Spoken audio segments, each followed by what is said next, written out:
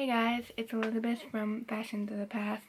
This video is going to be all about the things that I made this year, but I'm also going to make this a dual thing because there's not a lot of things that I made this year.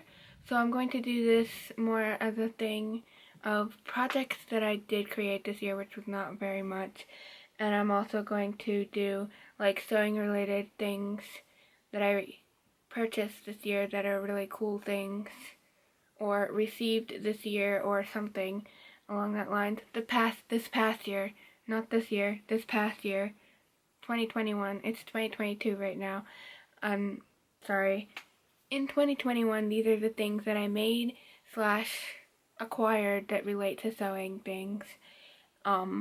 And yeah, I don't really know how to explain it except to just get into it. First off, I would like to mention that there are a few things that I've made at the end of the year which were gifts for other people. I am not going to be mentioning those things because I don't have those things because they were gifts for other people. I made a couple of pairs of pants for my brothers, my dad, and my brother-in-law.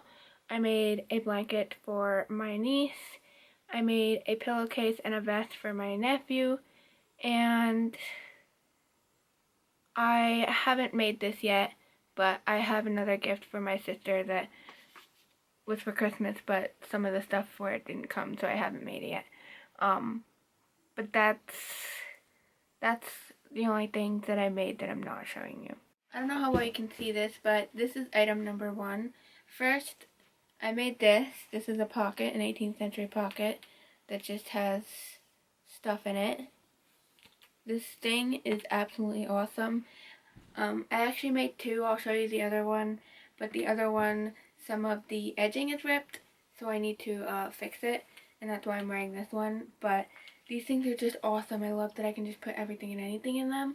It's really awesome. And the other thing that I'm wearing that I made this year is this green pinafore. Is that the right word? Yes, it's a pinafore. And it's just got the crisscrossy straps in the back, and it just closes with the hook and eye closures, and it's green linen, and it's really awesome. I like it a lot. It's a little short for certain things, like if you look at the bottom half of this outfit, it doesn't look the greatest because you can see like part of my leggings and part of my socks and then my shoes, and so it looks kind of wonky, but yeah, I really like this. I think it's a really nice addition to my wardrobe, and it's definitely a nice addition that I can wear kind of daily as well, rather than just being like a nice wear for like church or something. So that's really nice. I'm gonna take the pocket off so you can get a feel for what this is. And I want to mention that the shirt I did make, but I made it last year, not this year. I made it in 2020, not 2021. If I say this year, it means 2021, but it's technically 2022 right now. So, yeah, I keep getting mixed up, but you can know what I mean, I think. This next item is something that I wear literally all the time.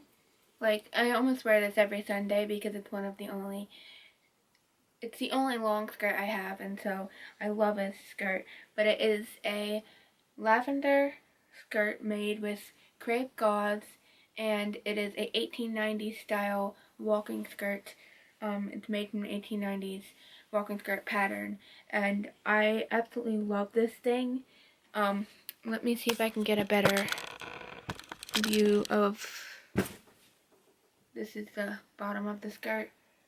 Sorry for the bad angles and not full, can't see the full thing, but I love this skirt. I wear it all the time. I do have a couple issues with this skirt, most of them being the closure. So it does close by hooks and eyes, but they're all kind of falling off. So I need to fix them. I just haven't because I'm really lazy. and I keep putting it off. And something else I made is this skirt. This is a circle skirt made out of cotton that has some Peter Pan print all over it, and this is the cutest fabric ever, and I want to buy more of it to make something else out of it because I absolutely love this fabric so much. But I made this circle skirt, and it's honestly just a smidgen shorter than I would want it to be. It doesn't go past my chemise, which is kind of annoying because I like wearing my chemise under all of my skirts because it gives them more of a little bit of a flare, and also it just like provides anything that would be see-through. It, you know, covers that situation, and it's just a little bit longer than the skirt, so it's kind of annoying, but overall I love this skirt, and I absolutely love the fabric, and it's cotton. Something else that I want to mention that I made this year is this chemise. It's actually an 1860s style chemise. I'll put a picture here of it, but I'm not going to show you the full thing with me wearing it because I'm not about to do that. It's kind of large in this area, so it always falls off, and it's actually quite annoying, but it's got a wide neckline because 1860s garments tend to have wide necklines, which is great when you're wearing an 1860s garment, I suppose, but when you're wearing not an 1860s garment and the sleeves just keep falling off your shoulders, it's slightly annoying, and that happens to me all the time. But this is the bottom half of the chemise, and I wear this literally with every single thing. So if you ever see me wearing a skirt, I'm going to be wearing this underneath most likely, unless it's too short. Then sometimes I won't wear this because the skirt is too short or something. Now, these are some things that need fixing because they got ripped or something happened, but this one is my other 18th century pocket. I actually like this one better than the other one, but I need to fix it because this is being torn apart, and so is this down here. I just need to fix some things on it. It shouldn't take that long, but I just haven't done it yet because I'm a slightly lazy person. And then we have my kirtle, which I made a video for, so I'll link that below if you're interested. But this is also sitting in my sewing chest, not being touched because it needs fixed. There's a couple of holes in the side here, and there's this ginormous gaping hole right there, which definitely needs fixed. And I also have sewn the armholes a million times because they kept getting destroyed. So this is definitely, like, if I make another kirtle, which I definitely plan to do in the future, I'm gonna definitely need to do something a little bit different, especially with the sleeves, because this doesn't have gussets in the sleeves, which normally kirtles do, and the video I was following, they didn't put gussets in the sleeves, and even if I wanted to put gussets in the sleeves now, I can't because the seams are all wacky and not under the armpit where they're meant to be. So I definitely need to figure out what went wrong with this and fix the few mistakes I made, but it looks really cool when it's not all torn up. So I'm not putting this on because, again, it's full of holes. So I need to fix that up and make it wearable again because I do love wearing this. So yes. Now we have my 2021 failure. So you may be looking at this cute colored dress and thinking, oh, that's really cute. Well, you're not wrong, but it doesn't fit me. Essentially, this waist is meant to fit a 4-year-old or something because that's how tiny it is. I could barely get it, like, past my thighs. That's how freaking tiny it is. Actually, I couldn't get it past my thighs at all. But basically, the tea on this is that I bought this Elvis dress pattern because this is an Elvis dress off of Etsy. You know, it was a really cool looking pattern. It was just the style I wanted. It was really nice looking. And then I printed it out because it was a PDF. And I also gave a copy to my cousin who's super into elves. And she made a dress, and it fits her. It's nice. It's really pretty. But I cut this out, the pattern. So initially there's like 4 different sizes. There's a medium, a large, an extra large, and extra large. When I first started cutting out the pattern, I was going to do the extra large because I was like, this looks kind of small. I don't know, I just feel like doing extra large so that I can be sure that I have enough, like that it'll fit me. And then I decided, no, that's going to be way too large. So I decided to cut out the large. Usually I'm a medium, but I decided to cut out the large to give me some extra breathing room, whatever, just to make sure it fit. So this is a large. This is not a large. This is not a large, and I'm highly mad, but I'm going to have to rip some of the seams out and add some fabric in, I guess. If I even can. I don't even know if I have enough fabric to do that, but we'll see what I can do, but I'm going to try to fix it. But yeah, I can't wear this, so that's really sad, but there you go. Can't be done. Or can it be? I will fix it, and then it can be done. One of the last things that I made this year is this pumpkin orange cloak. It's literally really warm and really great. Also, this is made out of orange wool. I don't know exactly what the type of wool is, but it's wool, and it's orange. It's not completely 100% finished because I wanted to finish the edges. The wool is actually really nice. It doesn't seem like it frays at all, but I do want to finish the edges to make it look nice. And what I had decided to do was this green color, but when I bought this bias binding tape, it wasn't enough. And then I decided that, okay, I'll just buy more on Etsy because I got this one in a store. And I ordered the wrong color. I thought it was the right color, but it was a shade different. And if you put them side by side, you could see that they were different. So I have to try to find the right shade of green. But I did bind this side and a good portion of the bottom of the skirt. But there's still quite a good portion that didn't get bound because this skirt is huge, freaking mungus. Basically, I followed a tutorial on YouTube on how to make this. I have a pattern for a cloak, but I decided to just go with the video that I followed because it was much easier, and it's basically just like a giant circle thing. Just a giant circle. It's like, it's bigger than a whole circle, so I would say it's like a circle and a half or something like that, but it's got a humongous circumference, huge, and yeah, it's really comfortable. I like it.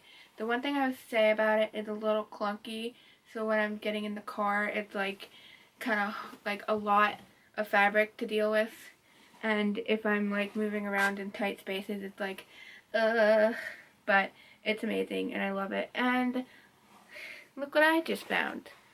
What the heck? Why is there a freaking hole? Where did this hole come from? Excuse you. Why do all my things have to have holes in them? Oh, okay. So I did sew this one by machine, and the machine just didn't get that part. So that should be an easy fix, just machine sew over that bit. Hopefully, but yeah. And yeah, I did machine sew this mostly. I did hand sew the inside of the bias binding because I don't know how else to do it without showing on the outside. So yeah, this is my cloak. One of the best things I've made this year. Now to show you some of the really cool sewing things that I have either received or gotten this year. First, let's just go with the obvious, and that is my delightful dress form over here, which is just slightly smaller than me. So actually fitting things to it isn't something I can do with this one. I mostly just use it when I need it, and then I keep this Rapunzel dress that doesn't fit me on here, and I just have some random other stuff on here. But this is my dress form. She is called Victoria, because of the Victorian era. And yeah, that's Victoria, the dress form.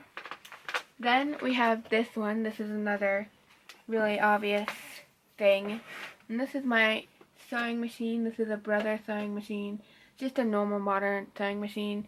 I needed a new sewing machine because I had an old one from my grandmother that I was having issues with, and I was like, you know what, screw it, I'm just going to buy myself a brand new sewing machine that'll be really nice, and it'll be all my own.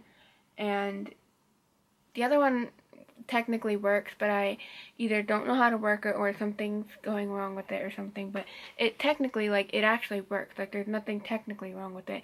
I just have no idea what I'm doing, and I'm just really bad with sewing machines. Yeah. So this is my sewing machine. I have given it a name, and I named it Edward after the Edwardian era. You can see a theme.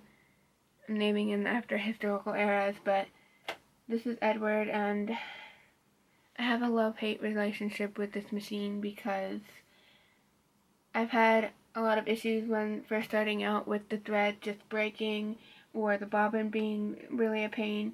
But I've been using it a lot more recently, and I'm getting to get the hang of it and actually know what the problems are to fix it and things like that. And it's working a lot nicer now, but when I first started out using this, I was kind of like, I didn't use it like hardly at all because I was just like, this is just a pain. The thread kept breaking or something kept happening, and it was just annoying. But I think I've finally gotten kind of to figure it out and gotten to a point where I don't use it for everything, but I do use it a whole lot more, and especially with all of those Christmas gifts that I was making this year, I made most of them on here. So a lot of like the more modern stuff that I make, I try to do on here just because it's easier, quicker, and better. But I try to do most of my historical type things by hand because I do love hand sewing, and I like the idea of it being more historically accurate. The last thing that I just wanted to show you is my sewing box full of sewing supplies. So basically, I found this sewing box on Etsy for fairly cheap for a sewing box, and I wanted to like stain this thing, make it look really cool, and my dad told me I shouldn't stain it because if I took it all apart, it might mess up the screws and stuff like that because it opens like this. So I decided not to do that, and I decided to wood burn it, and it looks kind of terrible, and I might slightly regret this side, so I want to see if I can fix it, aka like sand it off and put something else there because I don't like. So I put the ES initially for Edwardian Seamstress, which was the original title of this channel, but I want to change that because I changed the title of my channel, and I don't like the way this turned out at all. This side I'll keep because I don't think it's that bad. It's just a Bible verse, Proverbs 31:13, which you will also see in my description if you ever look at that. So this is just a 3-folded thing that pops out like this, and I have all of my sewing supplies in here.